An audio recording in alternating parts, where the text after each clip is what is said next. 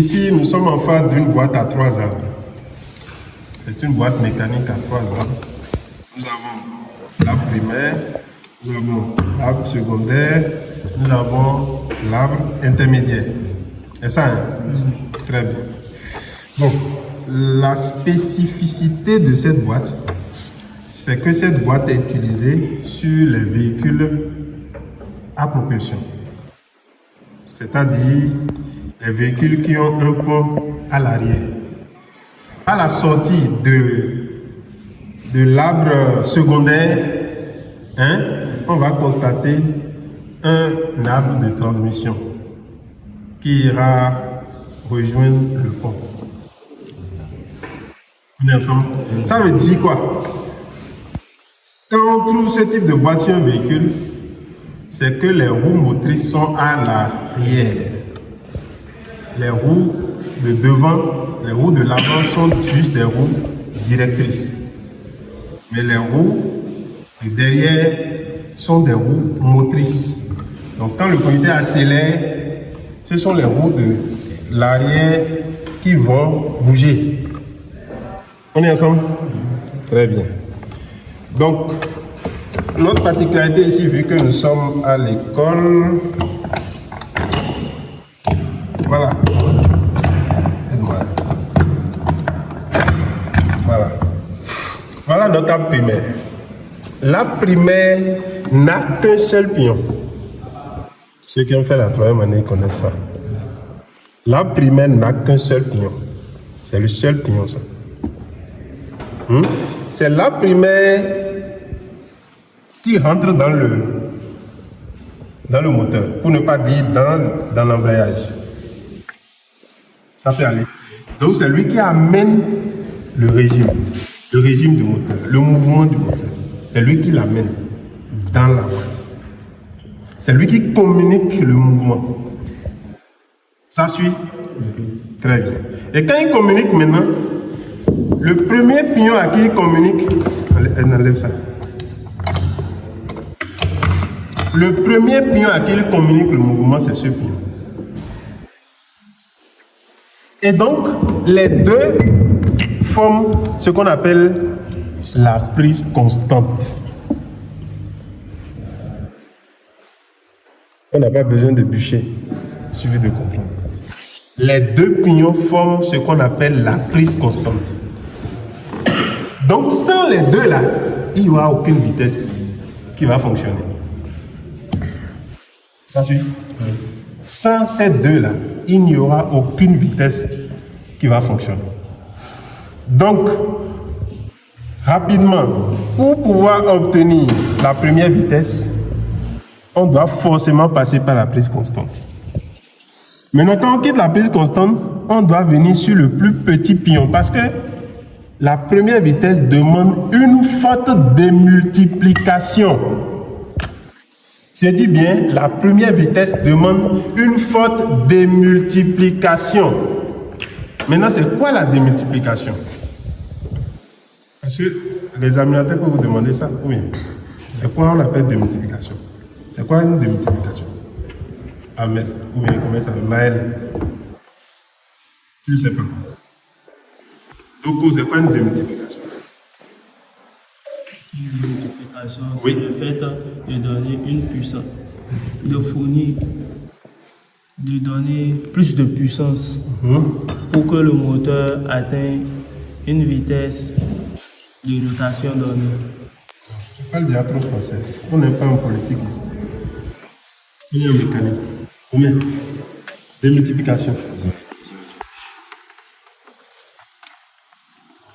Une démultiplication, c'est le fait de fournir une forte énergie au démarrage. Ok. Pour être simple, la démultiplication, c'est quand le régime de l'arbre de sortie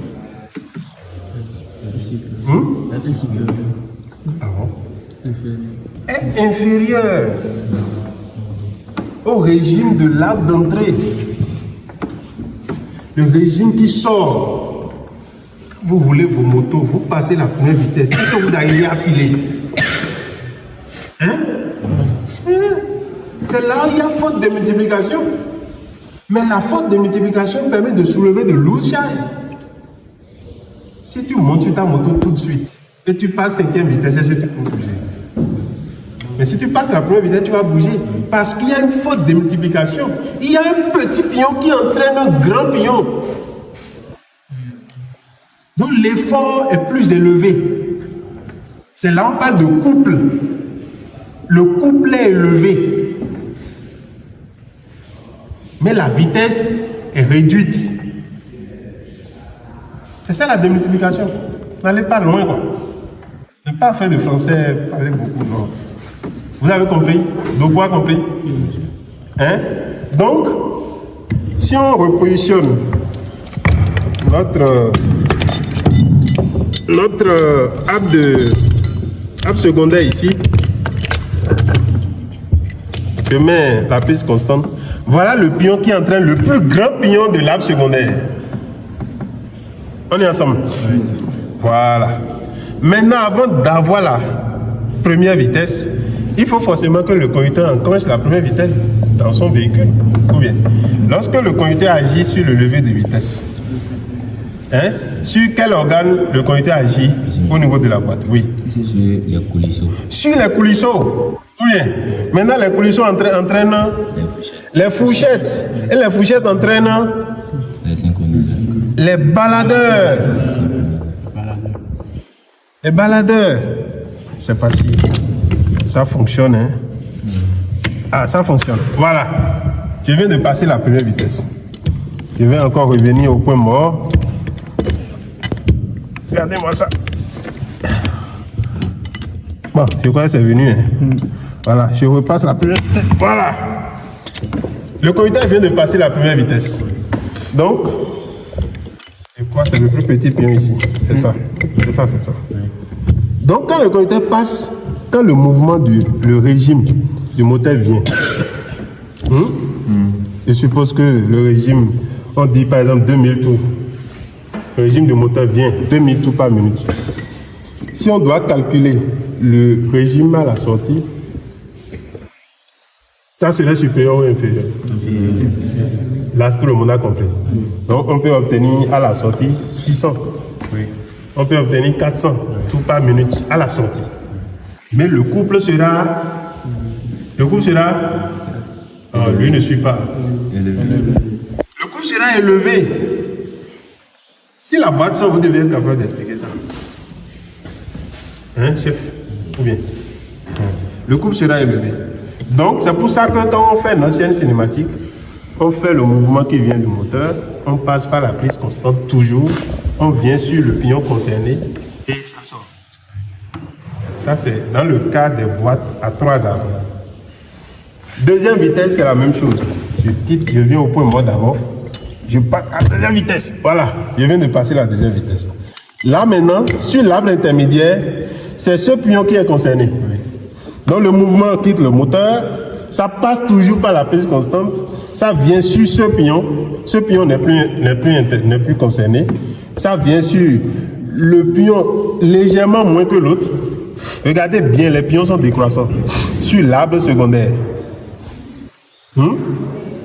Parce qu'au fur et à mesure que tu passes les vitesses, ta vitesse augmente. Ou bien, mais là le couple aussi diminue. N'est-ce pas? Voilà. Donc, ça passe par ici et ça sort. La particularité au niveau de l'arbre intermédiaire, vous allez constater que les pions sont montés fous. C'est-à-dire que si un pion se gâte, c'est tout on jette. Ça suit? Par contre, ici, on peut enlever tout ça là. Si un pion a de points, on peut changer ça. C'est rentré dedans? Oui. C'est bon? Oui. Ok.